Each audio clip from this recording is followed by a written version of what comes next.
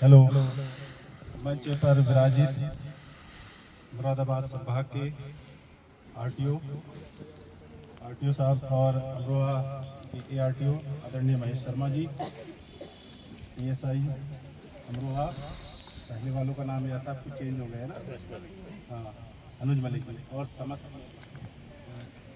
सम्मानित मंच, प्यारे छात्रों, एनसीसी के छात्रों और छात्राएं, मैं धन्यवाद ज्ञापित करने से पहले कुछ बोलना चाहूँगा। एक तो एआरटीओ साहब को बताऊँ, महेश शर्मा जी का प्रोग्राम इतना छोटा नहीं होता है, 300 लोगों का प्रोग्राम होता है। उधर दूसरे कैंपस में हॉल है, हमारे 2 बड़े अच्छे हॉल है, वहाँ होता है। और ये और अनिल जग्गा जी इतने व्यवहारिक हैं कि इन्हें हम कभी मना ही नहीं कर पाते कि इमरजेंसी एग्जाम टाइम में भी ये कह देते हैं तो प्रोग्राम हम इनका करा देते है ना बच्चों, आप तो रहते हो। Yes sir. अभी महेश शर्मा जी ने एक बात कही जिसको मैं कोट करना चाहूँगा। उन्होंने कहा कि एजुकेशन से एक्सीडेंट को रोका जा सकता है। मैं इस बात से बिल्कुल सहमत नहीं हूँ। मैं इसलिए सहमत नहीं हूँ इस बात से क्योंकि मैं देखता हूँ जो एजुकेटेड लोग हैं वो ज्यादा वायलेशन करते हैं। जो ये डॉक्टर 4 डॉक्टर गए, इससे पहले अगर आपको ध्यान हो, यमुना एक्सप्रेस वे पे जो ताज एक्सप्रेस वे है उस पर भी शायद 4 या 3 डॉक्टर थे और वो वीडियो रिकॉर्डिंग चल रही थी गाड़ी में। वो कह रहे थे और तेज, वो तीनों चले गए। और कल की घटना बताता हूँ, पढ़े लिखे लोगों की घटना बता रहा हूँ।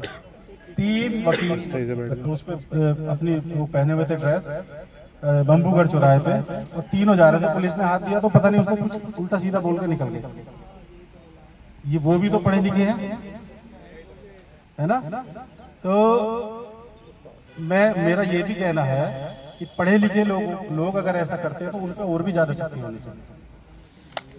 और पुलिस को इतना प्रोटेक्शन मिलना चाहिए सरकार से कि अगर कोई वकील का वो चालान काटता है तो अगर वो बवाल करता है तो उसको भी वही सजा मिलनी चाहिए। ये नहीं है कि वो वकील है तो वो वायलेट करेगा सभी नियम को। तो इसलिए इस तरीके की चीज़ों को भी ध्यान में रखा जाना चाहिए। दूसरा, और मैं 1-2-3 बातें बताऊंगा आपको। जैसे हाईवे पे जा रहे हैं हम लोग, गाड़ी मान लिया मुझे धीरे चलानी है, नहीं चलानी चाहिए, पीछे वाला इतना हॉर्न बजाएगा, उसे ये नहीं समझ में आता कि ये तेज नहीं चलाना चाहता, उसे जगह नहीं मिलती या आगे कोई बाधा है, इतना इरिटेट वो कर देता है पीछे वाला। वो भी एजुकेटेड लोग होते जाते थे उसमें, बड़ी बड़ी गाड़ियों वाले। ऐसे ही पढ़े लिखे लोग जो प्रशासन में हैं, जो पार्टियों में है या एमपी एमएलए है, गाड़ी पे होटल लगा लेंगे और जैसे कहीं लाइन भी लग रही है ना, ट्रैफिक चल रही है, तो आएंगे हु करके सबसे पहले आगे गाड़ी घुसा देंगे। उन्हें भी सुधरना चाहिए। बच्चे तो ये तो बच्चे हैं, इन्हें तो सुधारा जा सकता है, उनको कौन सुधारेगा। मैं देखता हूँ ट्रांसपोर्ट नगर चौराहे पर जब भी किसी की एसडीएफ की गाड़ी आएगी, हम लाइन में खड़े प्रिंसिपल हैं, अब भाई हमें खड़ा होना चाहिए, वो आएंगे सबसे पहले आगे घुसा देंगे गाड़ी आके। या शहर के अंदर भी इस तरीके से हूटर बजाते हुए आएंगे, कोई गिरे बचे या ना बचे।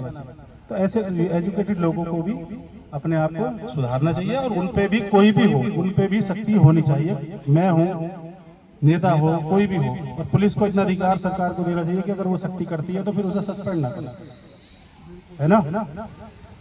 अभी एक सस्पेंड हुए हैं, अब एक विधायक जी के उस पर पत्थर फेंक गया, अब वो वहाँ के जो इंचार्ज थे चौकी के वो हो गए सस्पेंड। अरे भैया, एक चौकी इंचार्ज किस की सुरक्षा करेगा? अगर मान लिया कोई विधायक जा रहा है पत्थर फेंक के भाग जाए तो उस चौकी इंचार्ज की क्या गलती है?